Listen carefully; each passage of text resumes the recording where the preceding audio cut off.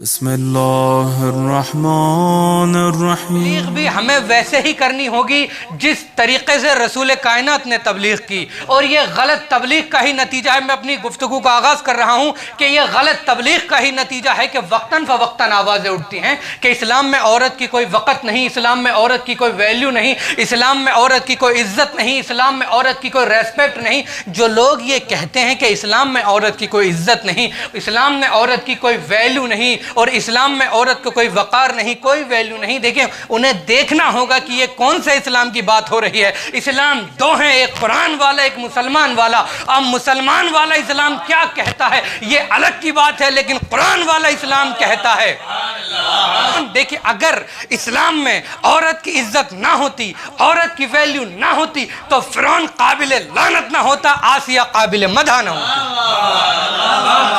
फिरौन मर्द है लेकिन काबिल लानत, आसिया औरत है लेकिन काबिल मदह। ऐसी मदह के कुरान मदह कर रहा है कि ज़रबल्लाहु मसलल लज़ीना कफ़रू व इमरात नूह व इमरात लूत, जिन्होंने कुफ्र इख्तियार किया हमने उनके लिए मिसाल बनाया नूह की ज़ौजा को और नूह की बीवी को और नूह की औरत को, और जिन्होंने कुफ्र इख्तियार किया हमने उनके लिए मिसाल बनाया नूह और लूत की ज़ौजा को। फिर परवरदिगार आलम इरशाद फरमाता है कि वज़रबल्लाहु मसलल लज़ीना आमनू इमरात फ़िरऔन, जो ईमान लाए हमने उनके लिए मिसाल बनाया फ़िरऔन की ज़ौजा को। तो कुरान मिसाल के मामले में भी बेमिसाल है।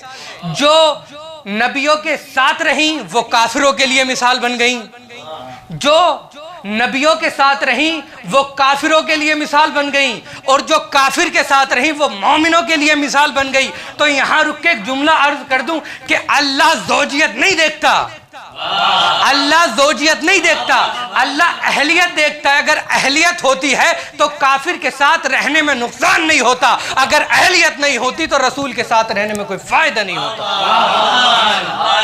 एक सलवात पढ़ दे मोहम्मदिन वाले मोहम्मद पर। और यही जनाब नूह है कि यही जनाब नूह है कि सफीना तैयार कर रहे हैं, कश्ती बना रहे हैं, और जनाब नूह की ज़ौजा है कि क़ह लगा रही है और मजाक उड़ा रही है और कह रही है कि जनाब नूह की बातों में ना आना।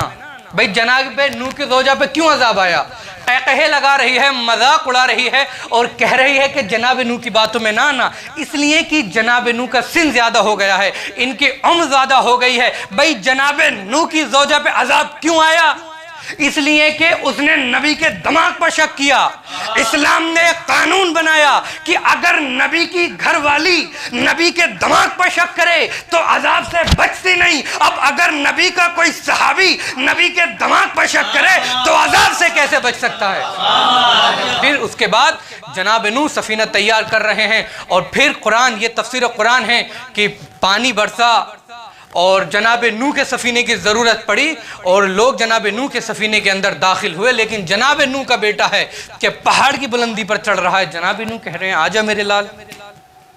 उसने कहा बाबा आज इस पहाड़ की बुलंदी मुझे बचा लेगी। जनाब नूह ने फिर कहा आजा मेरे लाल। उसने अपने बाप नबी का कहना नहीं माना, नहीं समझे आप? जनाब नूह के बेटे ने अपने बाप नबी का कहना नहीं माना, तो अल्लाह ने यहाँ रिश्ते को कैंसिल कर दिया। अब जरा इंसाफ से बताइए कि अगर नबी का बेटा, सगा बेटा, अगर नबी का बेटा अपने बाप नबी का कहना ना माने तो बेटा बेटा नहीं रहता। अब अगर किसी नबी की ज़ौजा मैदान में आ जाए, अपने शौहर के हुक्म को भुला दे, तो ज़ौजा ज़ौजा कहाँ से रहेगी? देखें क्या कहा कि इस्लाम में औरत की कोई वक़्त नहीं और औरत की कोई वैल्यू नहीं और औरत की कोई इज्जत नहीं और औरत की कोई रेस्पेक्ट नहीं। कहा ये तो खिताबत है और ये तो लफाजी है। अगर औरत की इज्जत होती, औरत की वैल्यू होती, औरत की वक़्त होती, तो औरत को पर्दे का मोहताज क्यों किया जाता? जो इस्लाम में अगर औरत के हिस्से में कुछ पाबंदियाँ आईं तो कुछ पाबंदियाँ मर्दों के हिस्से में भी आईं। औरत को अल्लाह ने यह हुक्म दिया कि ना महरम के सामने आने ना पाए, तो मर्द की आंखों पर, मर्दों की आंखों पर यह पाबंदी लगा दी गई कि ना महरम को देखने ना पाए। औरत पर यह पाबंदी कि मैदान जिहाद में आने ना पाए, तो मर्दों पर यह पाबंदी कि मैदान जिहाद से भागने न पाए। तो पर्दे के पीछे इस्लाम का यह मैसेज है कि माएँ बच्चों की किफालत के लिए होती हैं, जंगों की क़यादत के लिए नहीं होती। माएँ अम्मी बच्चों की किफालत के लिए होती हैं, जंगों की क़यादत के लिए नहीं होती। और देखें, इस्लाम का फ़लसफ़ा ही ये है और इस्लाम का कानून ही ये है और इस्लाम का तरीक़ा ही ये है कि हर अहम चीज़ पर्दे में होती है। इस्लाम का एक कानून है, एक रास्ता है कि हर अहम चीज़ पर्दे में होती है।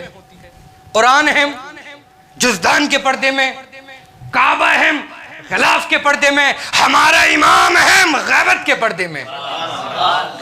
हर अहम चीज़ पर्दे में होती है।